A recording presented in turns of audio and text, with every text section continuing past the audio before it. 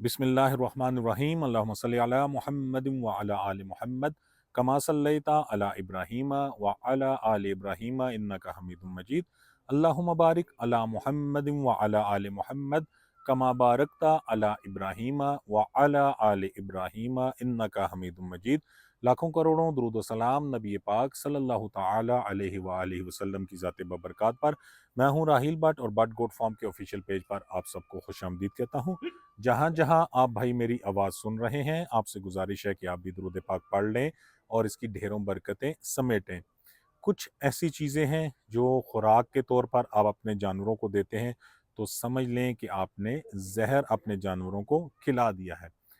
ہوتا کیا ہے کہ اکثر ہم جانوروں کا چارہ وغیرہ سٹور کر لیتے ہیں، اسپیشلی گرمیوں کے موسم میں ہم سٹور کرتے ہیں سردیوں کے لیے خشک چارہ وغیرہ، تو اکثر ہم اس میں جو ہے وہ اگنور کرتے ہیں اور دیکھتے نہیں ہیں کہ اس چارے میں پھپھوندی وغیرہ لگ جاتی ہے۔ تو ایسا چارہ جب ہم جانوروں کو کھلائیں گے تو سمجھ لیں اپنے جانوروں کو آپ نے زہر کھلا دیا، اور ان کو پیٹ کے مسائل ہوں گے، ٹھیک ہے، وہیں سے آپ کے جانور جو ہے وہ لوز موشن، لوز سٹول وغیرہ لگتے ہیں اور جانور آپ کے ضائع ہو جاتے ہیں۔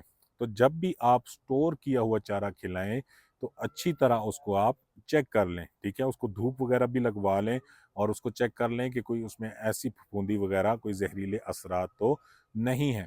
اچھا، دوسری کیا چیز ہوتی ہے؟ کچن ویسٹ، ٹھیک ہے، کچن کی بچی ہوئی چیزیں، بچی ہوئی سبزیاں، بچے ہوئے پھل، وہ بھی ہم بغیر چیک کیے ہوئے اپنے جانوروں کو کھلا دیتے ہیں، ٹھیک ہے۔ ان پٹ اور آؤٹ پٹ آپ نے سنا ہوگا، جیسا ان پٹ دیں گے ویسا ہی آپ کو آؤٹ پٹ ملے گا۔ گلی ہوئی سبزیاں، سڑے ہوئے پھل، کچن کا بچا ہوا مال اگر آپ جانوروں کو کھلائیں گے تو رزلٹ بھی آپ کو ویسا ہی ملے گا۔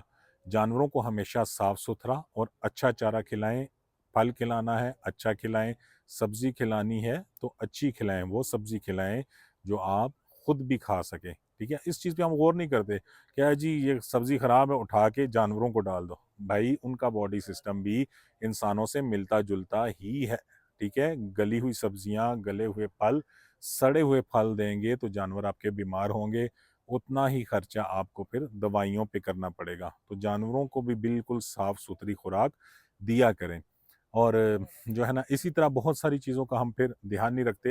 کچھ چیزیں ہوتی ہیں جیسے منرل مکسچر یا نمک کی ہم بات کرتے ہیں، اپنے جانوروں کو دیا کریں، بعض اوقات اتنا اوور دے دیتے ہیں کہ وہ اس کی زیادتی کی وجہ سے بھی جانوروں کو مسائل ہونا شروع ہو جاتے ہیں۔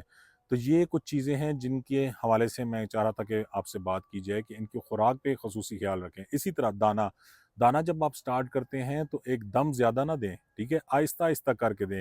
ہوتا یہ ہے کہ ہم کہتے ہیں یار آج میں نے دانہ سٹارٹ کیا جی، کلو دانہ میں نے کھلا دیا، اپنی طرف سے ہم کہتے ہیں یار اب بکرا کمزور تھا، بکری کمزور تھی، آج ماشاءاللہ کلو دانہ کھا گیا۔ وہ کلو دانہ کھانے کے بعد اگلے دن وہ آپ کا جانور لیٹا ہوگا، کیونکہ ان کا سٹمک جو ہے وہ اس طرح سے عادی نہیں ہوتا۔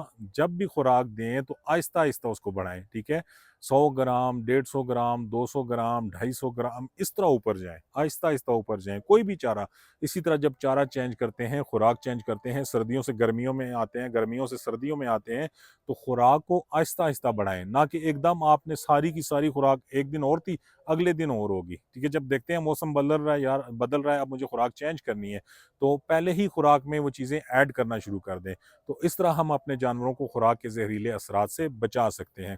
ہمارا فیس بک پیج ہے، اس کو بھی فالو کر لیں، یوٹیوب چینل کو سبسکرائب کر لیں اور ٹک ٹاک آئی ڈی کو بھی فالو کر لیں۔ جزاک اللہ خیر۔